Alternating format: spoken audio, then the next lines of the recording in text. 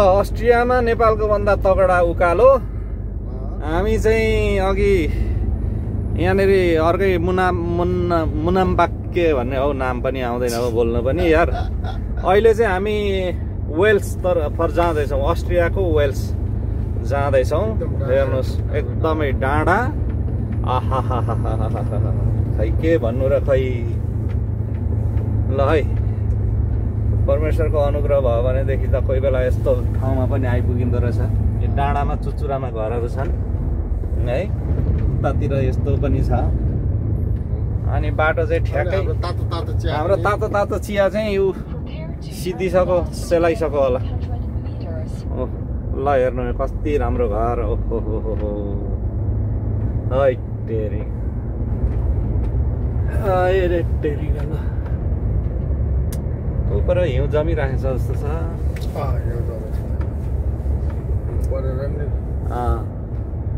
अनि अहिले अब हाम्रो चाहिँ डबल ड्युटी परिरहेछ। हिउँ अझै सुकेकै छैन, हिउँ त गुटुङटुङ यही छ। अनि अब भाइले 4.5 घन्टा भाइको सुरु भएको छ। भाइको 4.5 घन्टा सकेपछि अब, तर आज चाहिँ अब हाम्रो आजको ड्राइभिङ टाइम सिद्धिन्छ। अनि 9 घन्टाको रेस्ट। अनि त्यस पछाडि फेरि गुटुङटुङ मेरो पालो आउँछ। अर्थात् भाइले फेरि अर्को सिफ्ट लिन्छ अनि मैले गर्छु। खै अब त्यो चाहिँ अब भरे परिस्थितिमा भर पर्छ। होइन, तपाईँको 4 घन्टाको सिफ्ट अझै बाँकी नै छ। मेरो बाँकी नै छ त नि। गाह्रो छ हौ। स्टार्टमा मैले चलाएर ठिकै छ। जर्मनीबाट मैले लिएर आएँ, के अरे जर्मनीको आधा बिचबाट लिएर आएँ। अब फेरि यो लोड हामीले यहाँ वेल्समा लोड गरेर। ओ माई गड, लो सर गाह्रो छ नि हेर्नु त। यस्तो ठाउँमा टेलर अनि सकिगयो नि। ओहो भसक्कै रमाइलो।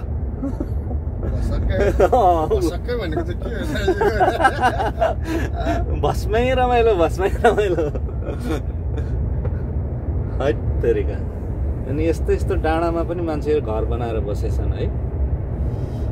जस्तै डाँडा भने बिजुली पानी सबै सुविधा हुन्छ, सम्पन्न हैन, हरेक थरी हुन्छ। अघि राति म आउँदा नि यस्तै साँक्रो बाटो थियो। घरिघरि त के अरे त्यो काठमाडौँ जाँदाखेरि त्रिशुलीको किनारा याद आयो मलाई त। युरोपमा त के अरे बत्ती पनि, रोड के अरे स्ट्रिट ल्याम्प पनि पो छैन फेरि। ल कति दामी छ त। ल हेरौँ त, यस्तोमा त स्लोली चलाउनु पर्छ त है। यो टर्निङ एरिया गाडी लामो अनि बाटो साँघुरो। ओह यहाँ दाउरा के अरे काठ काटेर काठहरू सदुपयोग गर्छ। नेपालमा जस्तो होइन, नेपालमा उयोलाई बरु केही गर्नु पर्दैन होइन। हामी हिजो जर्मनबाटै आएको। अस्तिको दिन हामीले चेक रिपब्लिकमा लोड गरेर जर्मन आएको। अनि जर्मनमा फेरि जर्मनबाटै लोड गरेर फेरि हामी अब अस्ट्रिया आयौँ। अस्ट्रियाबाट फेरि यहाँ अस्ट्रियाकै वेल्सबाट लोड गरेर चाहिँ अनि फेरि अब 9 घन्टाको ब्रेक सिद्धेपछि जाने होला नि त होइन। त्यस्तो छ कहानी चाहिँ। अनि यो एकदमै वन जङ्गलहरू रमाइलो लागेर खिचेको है, देखाउनुलाई भन्दा पनि। अनि अब नदेखेको कुरा घरमा बसेर देख्नु पाउँदा नि त राम्रै हो हुन त। हामीले यति हेर्नुको लागि 10-10 लाख पैसा तिरेका छौँ। 2-2 वर्षसम्म डकुमेन्ट भन्दै बसेका छौँ। यतिकै थोडी आएको हो र यहाँ। अब अझै आएर अब अझै मेलोमेसो आइसकेको छैन। अब कहिले मेलोमेसो आउँछ थाहा छैन। गाह्रो छ। मुखले भन्नु सजिलो छ, कामले गर्नु गाह्रो छ।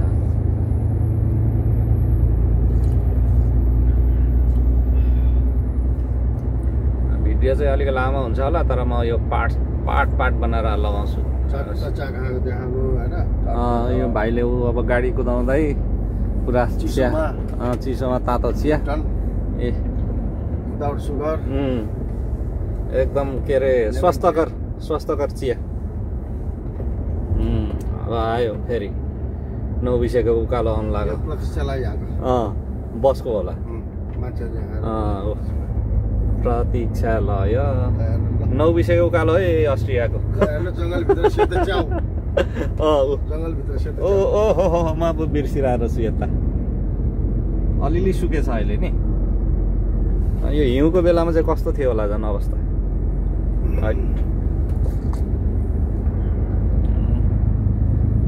यो हिउँ अहिले अलिक पग्लिसकेछ। साह्रै रमाइलो ठाउँ लु।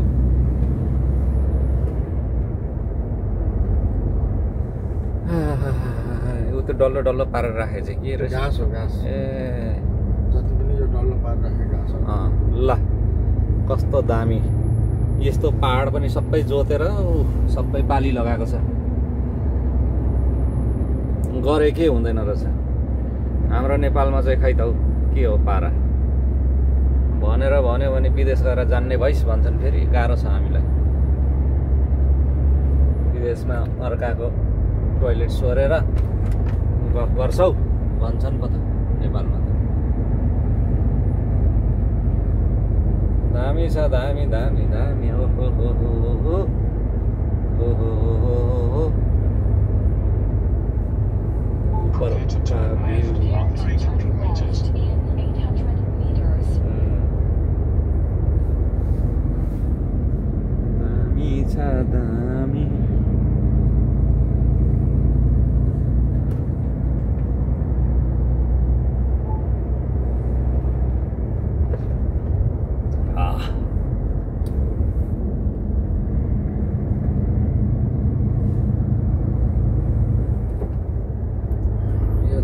फुर्सदमा गएर काटेर हालिहाल्नु पर्यो रिलतिर।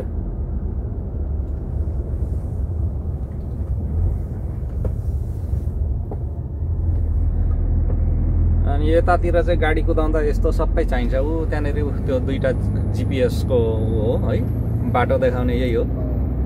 अनि यो माथिको ट्याब्लेटमा चाहिँ कम्पनीले मेसेज पठाउँछ कहाँ लोड छ के छ। अनि यो चाहिँ सबै टोल तिर्ने ट्याक्स तिर्ने यो गाडी कुदाउँदाखेरि। लेफ्ट यहाँबाट हामीलाई देब्रेजा भन्दैछ।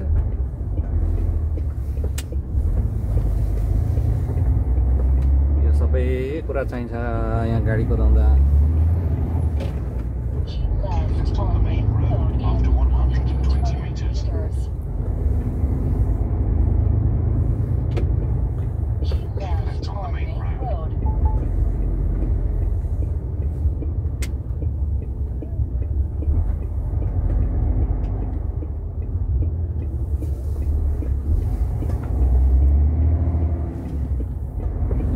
ढुङ्गा उकालो चढी है फेरि।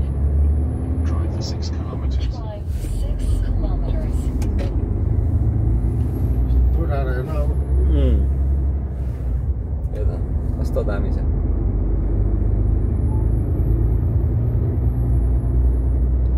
जे गर्छ सिस्टमले गर्छ होइन र। बाटो त साँगुरो हो नि त यहाँ। अनि यस्तो साँगुरो बाटोमा ट्रेलर गुटुङटुङ हिँड्छ।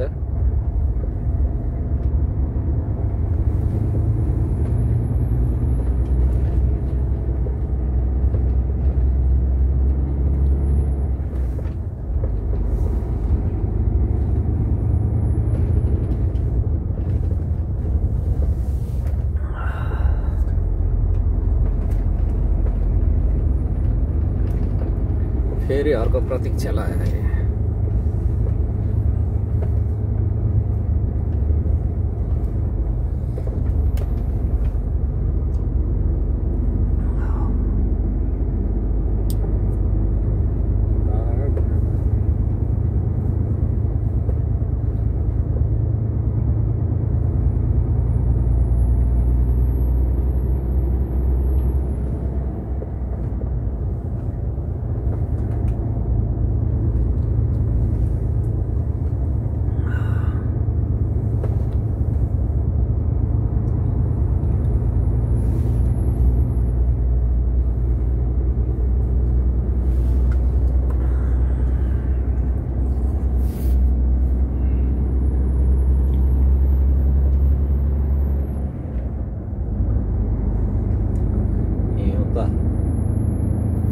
बाक्लो भएको रुख चाहिँ काट्ने हो क्या यिनीहरूले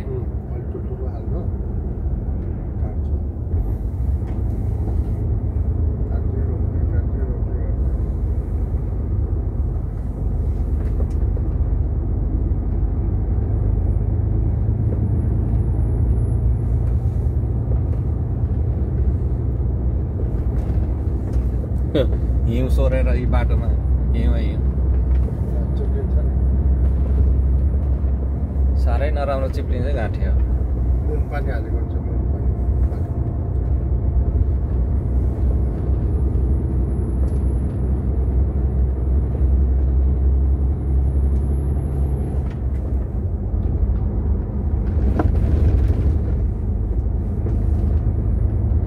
सबै मेसिन लाएर घाँस काटेर चिल्लो बनाएको हो यहाँ त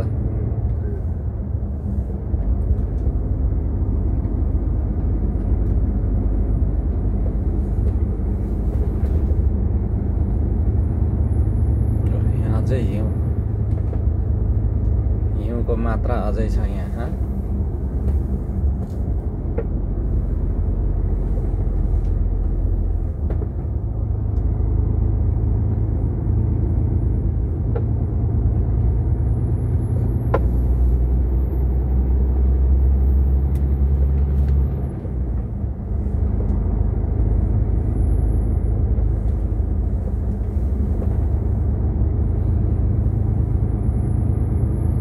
अझ यो ब्रेक लिने सिस्टम नभएको भए त कम्पनीले त हामीलाई त बराबर 18 घण्टा त जोखेर लिन्थ्यो है धन्न ब्रेक हुन्छ र मात्रै नभए तिमीहरूको ड्राइभिङ टाइम पुगेको छैन भन्दै लगाउँदै होला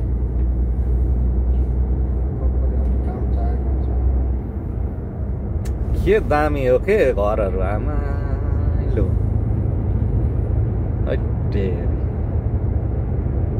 चिटिक चिटिक परेको यहाँबाट फेरि डाउन झर्ने होला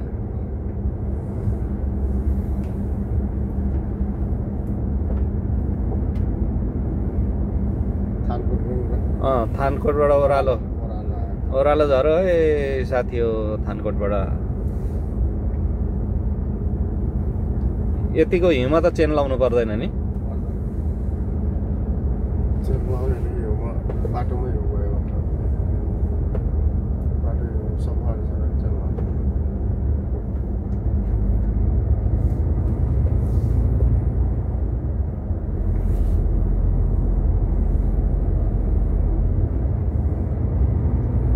हामी त अरबतिर ठुल्ठुलो बाटोमा गाडी कुदाउने बानी भएर सुरुमा यस्तोमा अलिक आँट पनि आउँदैन हो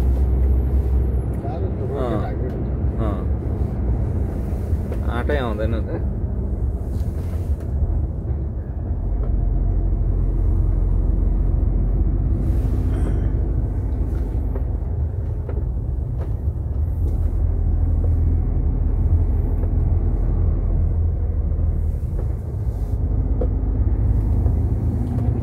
काँडा अस्ट्रियाको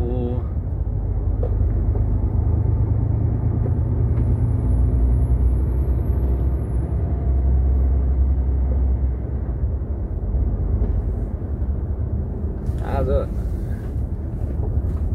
अलिक छोटो एउटा क्लिप बनाएर युट्युबमा पनि हालिदिनु पर्ला कि हिउँको डाँडा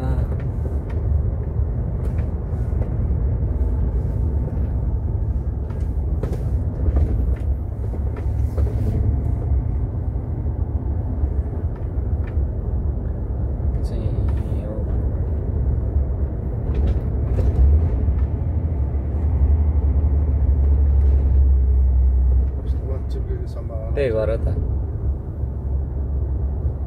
रसिलो छ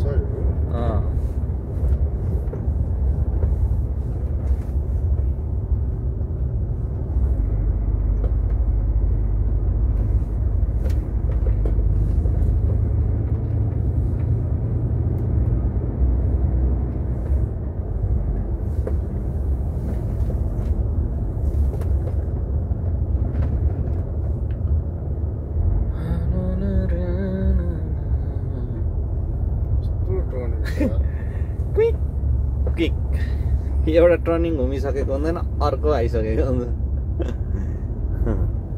पुच्छर घुमिसक्छ र टाउको घुमिसक्छ।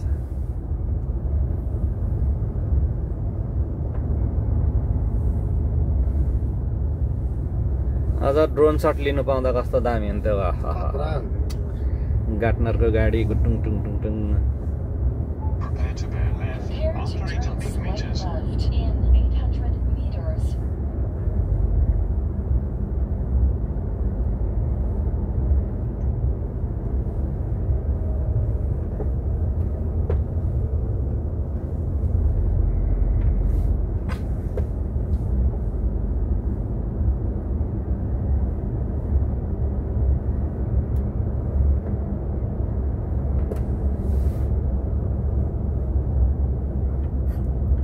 चाहिँ हिउँ सुकेको छैन।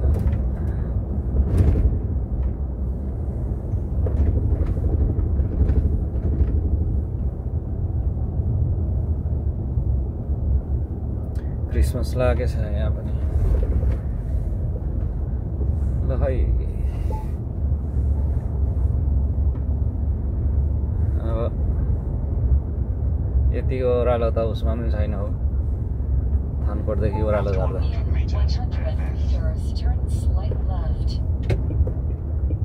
पुरै गाउँको बाटो लेफ्ट भनौँ कि कसो लिन्छ जोल।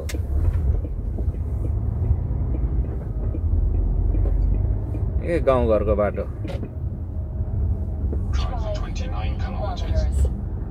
मुजाम्बा टु वेल्स अस्ट्रिया।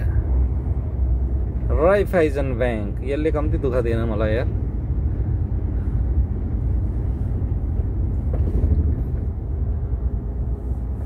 राइफाइजन ब्याङ्क।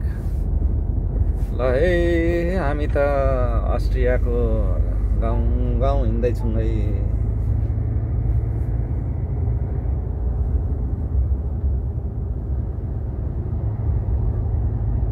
अस्ट्रियाको गाउँ गाउँ हिँड्दैछौँको यस्तै छ है। ल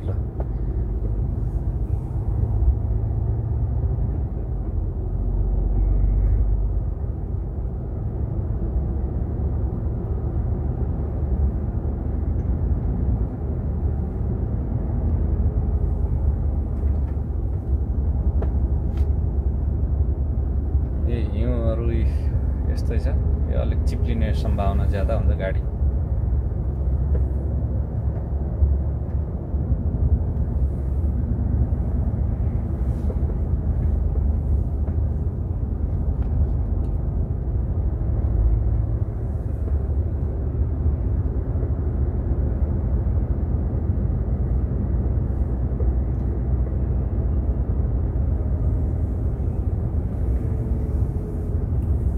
माटोमाथि हिउँ जमेछ।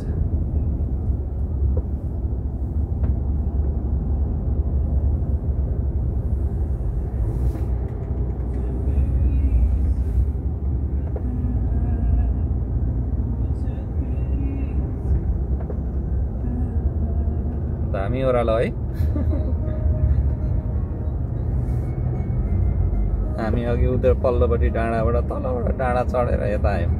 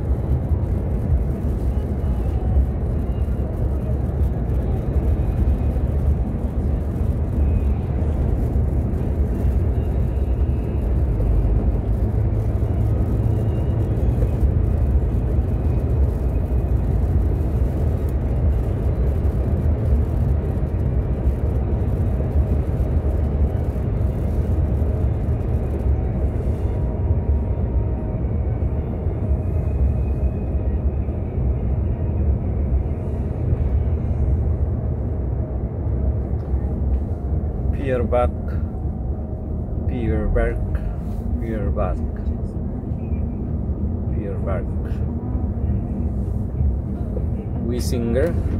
विसिङ्गर भन्ने कम्पनी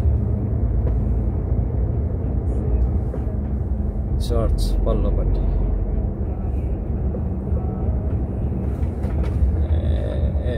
अघि हामी यताबाट सिधै गएको कि होइन यो अघि आएको बाटो